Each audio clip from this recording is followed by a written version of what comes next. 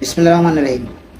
তথ্য উপদেষ্টা মাহফুজ আলমের দুইটা পোস্ট নিয়ে গতকাল থেকেই তীব্র সমালোচনা পক্ষে বিপক্ষে চলতেছে। মাহফুজ আলম কি বলছে বা তার দুই পোস্টে কি লেখছে সেটা আপনারা সবাই অবগত। এটা নিয়ে সময় নষ্ট করতে চাই না। মোটামুটি ওনার মূল কথা হলো, 71-এ যারা মুক্তিযুদ্ধের সময় পাকিস্তানিদের দোসর ছিল, পাকিস্তানিদের পক্ষে নিয়ে এই দেশে আপনার বিভিন্ন বাহিনী তৈরি করে জনগণের উপর নির্যাতন করেছিল, আল শামস আল বদর বাহিনী দিয়ে, তাদেরকে আগে জনগণের কাছে ক্ষমা চাইতে হবে যদি বাংলাদেশে রাজনীতি করতে চায়। ওনার বক্তব্য ছিল এটাই, মূল বক্তব্য ছিল এটাই। কিন্তু তিনি কোনো দলের নাম উল্লেখ করে নাই। এখন তা নিয়ে কেঁপে উঠছে জামাত ইসলাম। জামাত ইসলাম কেন কেঁপে উঠলো? তার কারণ হচ্ছে জামাত ইসলাম নিজেরাও জানে তাদের বয়ান এখনো পরিবর্তন করে নাই। তাদের জন্ম বাংলাদেশে হলেও তাদের জন্ম, অনেকেই বলে জামাতের অনেক লোক আছে যাদের জন্ম বাংলাদেশে হয়েছে। তারা কিভাবে রাজাকার হয়? তার প্রমাণ গত পরশুদিন পাওয়া গিয়েছে। তাহলে এই মাহফুজ আলমের কথাই জ্বলে উঠলো কারা? জামাত ইসলামীরা। কারণ তারা এখনো পাকিস্তানের পক্ষে অবস্থান নেয় এবং 71-এর মুক্তিযুদ্ধকে এখনো ধারণ করে না। তার প্রমাণ হচ্ছে গত পরশুদিন তারা শাহবাগের স্লোগান দিচ্ছে, গোলাম আজমের বাংলায় হাসিনার ঠাঁই নাই। হাসিনার ঠাঁই না থাক, এমনিও থাকবে না। হাসিনার ঠাঁই নাই, চলে গেছে, সব শেখ হাসিনার। তারপর নিজামির বাংলায় শেখ হাসিনার ঠাঁই নাই। এই বাংলাটা গোলাম আজমের নিজামির কখন হলো? গোলাম আজম নিজামি এরা স্বীকৃত, দলিলপ্রাপ্ত, লিখিত, সব দিক থেকে এরা হচ্ছে মানে মূলত এরা পরিচয় হচ্ছে রাজাকার, যুদ্ধ অপরাধী দলের প্রধান। সেই রাজাকারের বাংলা বলতেছে এই বাংলাদেশকে, যারা জীবন দিয়ে, সম্পদ দিয়ে, ইজ্জত দিয়ে দেশটাকে স্বাধীন করছে এবং যারা এই নির্যাতনগুলো করছে তাদেরকে সহযোগিতা করেছিল এই লোকগুলা। সেই লোকগুলার বাংলাদেশ বলা হচ্ছে এখন। এত বড় স্পর্ধা এরা ফেলো প্রত্যেকে ফেলো। এই কারণে জামাত চাচ্ছে 24-এর অভ্যুত্থানটাকে হাইলাইট করে 71-কে মুছে ফেলার জন্য। যেহেতু মাহফুজ আলম 71-কে সামনে নিয়ে আসছে, সেই জন্য তাদের জানা শুরু হয়ে গেছে। তারা যে কোনো উপায়ে চাচ্ছে 24-কে হাইলাইট করার জন্য, কিন্তু 24-কে তো আপনি হাইলাইট করতে পারবেন না। 24-এ আমি একদম অনেস্ট করার দাও যদি বলি, 24-এ কত মানে 17 বছরের আওয়ামী লীগের নির্যাতন যদি ধরি, 5-6 হাজার মানুষকে গুম হত্যাযজ্ঞ করেছে, ঠিক আছে। কিন্তু 71-এ পাকিস্তান কি করছিল? আর তাছাড়া 71টা ছিল আমাদের একটা স্বীকৃতি, আমাদের নিজস্ব একটা দেশ, আমাদের নিজস্ব একটা গর্ব। সেটার প্রয়োজনে যুদ্ধটা হয়েছিল। আর 24-এর অভ্যুত্থানটা হয়েছে অন্যায়, দুর্নীতি, খুন, রাহাজানি, জুলুম, নির্যাতন হয়ে ওঠা একটি মাফিয়া সরকারের বিরুদ্ধে, সে মাফিয়াকে রাষ্ট্র ক্ষমতা থেকে নামানোর জন্য। দুইটা কিন্তু ভিন্ন, দুইটা এক বিষয় না। সেই অভ্যুত্থানের মাধ্যমে গঠিত হয়েছে এনসিপি। যদিও এনসিপি গায়ে এক তকমা লেগে আছে কিংস পার্টি হিসাবে এবং সরকার অংশ হিসাবে। সেই এনসিপিকে এখন সামনে এগুতে হলে তাদের নির্দিষ্ট একটা বয়ান প্রয়োজন।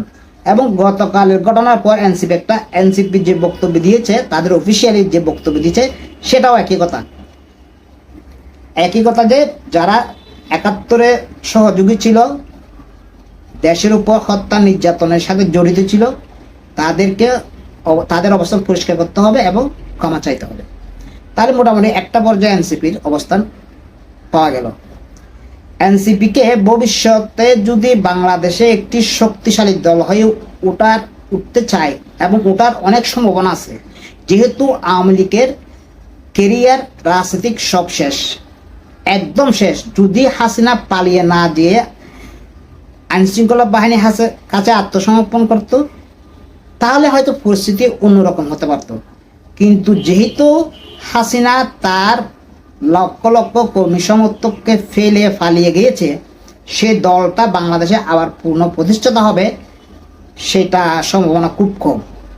সেই হিসাবে বাংলাদেশে এক বিএনপির পাশাপাশি আরও কয়েকটা শক্তিশালী দল থাকা খুব প্রয়োজন, দেশের প্রয়োজনে।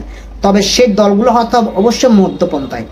সেই মধ্যপন্থার মধ্যে যেহেতু এনসিপি তাদেরকে মধ্যপন্থার দাবি করে, সেই হিসাবে ভবিষ্যতে এনসিপি একটা শক্তিশালী দল হওয়ার সম্ভাবনা আছে যদি তারা সঠিক পথে হাঁটে। তারা যদি সঠিক পথে হাঁটে, যদিও তাদের গায়ে এবং এখনো আমি নিজেও বলি তারা সরকারের অংশ, সেটা তো আর মিথ্যে না, তারা সরকারের অংশ। সেখান থেকে যদি বের হয়ে আসতে পারে তাহলে ভবিষ্যতে তাদের একটা শক্তিশালী দল হয়ে ওঠার সম্ভাবনা আছে এবং সেটা প্রয়োজন। সেই জন্য এনসিপি তার অবস্থান পরিষ্কার করতে হবে এবং ৭১-এর পরাজিত শক্তির সঙ্গ ত্যাগ করতে হবে এবং তাদের কর্মকাণ্ডের বিচারের জন্য আওয়াজ তুলতে হবে এনসিপিকে। তাহলে এনসিপি দেশে একটা শক্তিশালী রাজনৈতিক দল হিসাবে প্রতিষ্ঠিত হতে পারবে বলে আমি বিশ্বাস করি। যদিও এনসিপির মধ্যে আবার বিভক্ত আছে, সেই বিভক্তটা গতকাল থেকে মোটামুটি একটু সামনে আসতেছে। বিভক্ত কিছু মানুষ জামাতের পক্ষে আছে, যারা জামাতের পক্ষে আছে তাদেরকে সরিয়ে দিয়ে তারা যে মধ্যপন্থা, বাংলাদেশে মধ্যপন্থা রাজনীতি করবে বলতেছে, সেই মন মানসিকতার লোকজনদেরকে নিয়ে আসে সামনে এবং যারা জামাতপন্থী আছে তাদেরকে বের করে দিয়ে একটি শক্তিশালী রাজনৈতিক দল গড়ে তুলতে পারে, তাহলে তাদের একটা বাংলাদেশের সম্ভাবনা আছে। সেই হিসাবে তাদেরকে আগাতে হবে। তাই এনসিপির কাজ হবে বাংলাদেশের জনগণের কথা বলা, যুদ্ধ অপরাধীদের বিচারের বিষয়ে শক্ত অবস্থান নেওয়া, জনগণের পক্ষে কথা বলা, বাংলাদেশের স্বার্থ দেখা, এইসব নিয়ে যদি আগাতে পারে তাহলে তাদের উজ্জ্বল ভবিষ্যৎ আছে। সেই হিসাবে তাদেরকে বিএনপির সাথেও একটা সুসম্পর্ক বজায় রাখতে হবে। কারণ হচ্ছে বিএনপির দলের সাথে কোনো ধরনের কালিমা লিপন নেই। বিএনপি সম্পূর্ণ বাংলাদেশপন্থী একটা দল। যদিও গত কিছুদিন যাবৎ এনসিপি এবং রাজাকারের দল জামাত ইসলামের যে ব্রাহ্মণ পীর কয়েকজন বাইরে আছে আর একজন দেশের মধ্যে আছে, তাদের কথা ধরে তাদের ক্যারিয়ারটাকে ধ্বংস করতেছে, এনসিপির ক্যারিয়ারটাকে ধ্বংস করতেছে। তাদেরকে সেখান থেকে বেরিয়ে হয়ে আসতে হবে, এনসিপিকে সেখান থেকে বের হয়ে আসতে হবে। তাদের ব্রাহ্মণ পীর এবং যে দুই একজন বাইরে আছে দেশের মধ্যে যিনি আছে, যারা এরা সবাই কিন্তু জামাত, এরা কিন্তু সবাই যুদ্ধাপরাধী দলের সাথে যুক্ত এবং তাদের মায়াটা সেখানেই। সর্বশেষ এই যে জামাতি প্রোডাক্ট ইলিয়াস জাতীয় সঙ্গীত নিয়ে কটূক্তি করতেছে। জাতীয় সঙ্গীত অনেক দেশে পরিবর্তন হয়েছে, অনেকে আমাকে কমেন্টে জানাচ্ছ জাতীয় সঙ্গীত অনেক দেশে পরিবর্তন হয়েছে। হ্যাঁ, ঠিক অনেক দেশে পরিবর্তন হতে পারে, তবে ঠিক সমস্যা নেই। সেটা আলাপ আলোচনার মাধ্যমে, সেটা একটা নির্বাচিত সরকারের অধীনে জনমতের ভিত্তিতে হতে পারে। কিন্তু ইলিয়াস যে পোস্টটা দিয়েছে সেখানে হিন্দু ধর্ম উল্লেখ করে ধর্মীয় উস্কানি দেওয়ার তো কোনো প্রয়োজন নাই। এই দেশটা আমার, মুসলমানের যেমন হিন্দুদেরও তেমন, বৌদ্ধদেরও তেমন, খ্রিস্টানদেরও তেমন, সকল জাত বর্ণ গোষ্ঠীর সবার দেশ এই বাংলাদেশ। এই বাংলাদেশে সবার অধিকার আছে। তাই বলে সেই জন্য আপনি একটি দলকে টার্গেট করে বা একটি ধর্মকে টার্গেট করে কথা বলবেন, সেটা তো হতে পারে না। হিন্দুদের সাথে আমরা ছোটবেলা থেকে বড় হয়েছি, তারা আমাদের স্কুলের সহপাঠী ছিল, লেখাপড়ায় সহপাঠী ছিল, কলেজের সহপাঠী ছিল, তাদের সাথে আমাদের তো কোনো বিভেদ নেই, তারা বাংলাদেশের নাগরিক। তাহলে সেইখানে বিভাজন সৃষ্টির চেষ্টা করা হচ্ছে বাইরে থেকে। বাংলাদেশটাকে একটার পর একটা ইস্যু, বিভিন্ন ধরনের সমস্যা ক্রিয়েট করা হচ্ছে, জনগণকে বিভক্ত করা হচ্ছে, যেটা মাফিয়া হাসিনা করছিল, যে জনগণের মধ্যে দুভাগে বিভক্ত করা হয়েছিল। সেই কিন্তু মাফিয়া হাসিনার পরবর্তীতে আমরা যেভাবে ঐক্যবদ্ধ ছিলাম, সে ঐক্যটা নষ্ট করতেছে বাইরে থেকে ব্রাহ্মণ পীরেরা এবং রাজাকারের সন্তানরা। তারা এই ঐক্যটা নষ্ট করতে চায় বিভিন্ন ধরনের উস্কানি দিয়ে। সর্বশেষ উস্কানি দেওয়া হচ্ছে সেনাবাহিনীর বিরুদ্ধে। সেনাবাহিনী দেশপ্রেমিক বলি, সেনাবাহিনীর আগে দেশপ্রেমিক শব্দটা উল্লেখ যুক্ত থাকে বাংলাদেশে। আমাদের সেই দেশপ্রেমিক সেনাবাহিনী যদি সঠিক পদক্ষেপ না নিত, তাহলে মাফিয়া হাসিনাকে হটানো কোনো অবস্থাতেই সম্ভব হতো না। যদি সেনাবাহিনী তার ভূমিকা না রাখত 5ই আগস্ট, সেদিন যদি সেনাবাহিনী তার জনগণের পাশে না দাঁড়াতো, মাফিয়া হাসিনাকে কোনো অবস্থাতেই হটানো যেত না। Full stop. এখানে আর কোনো যদি কিন্তু কিছু থাকতে পারে না।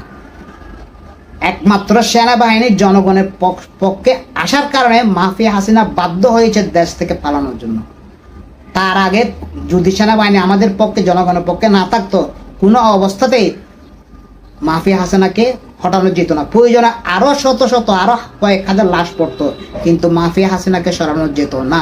একমাত্র দেশপ্রেমিক সেনাবাহিনী জনগণের পাশে দাঁড়িয়েছিল বলেই মাফিয়া হাসিনাকে দেশ থেকে পালাতে বাধ্য হয়েছে। এখানে ফুল স্টপ। এটা নিয়ে কোনো ষড়যন্ত্র করার কোনো সুযোগ নেই। তাই সবাই ঐক্যবদ্ধ থাকাটা খুবই জরুরি। এবং যুদ্ধ অপরাধীদের আওয়ামী লীগ যেরকম মানবতা বিরোধী অপরাধ করছে, জামাতেরও সে একই অপরাধ। তাই তাদেরকে বিচারের আওতা আনার জন্য সবাইকে সোচ্চার হতে হবে। আজকে পর্যন্ত সবাই ভালো থাকবেন। আল্লাহ হাফেজ।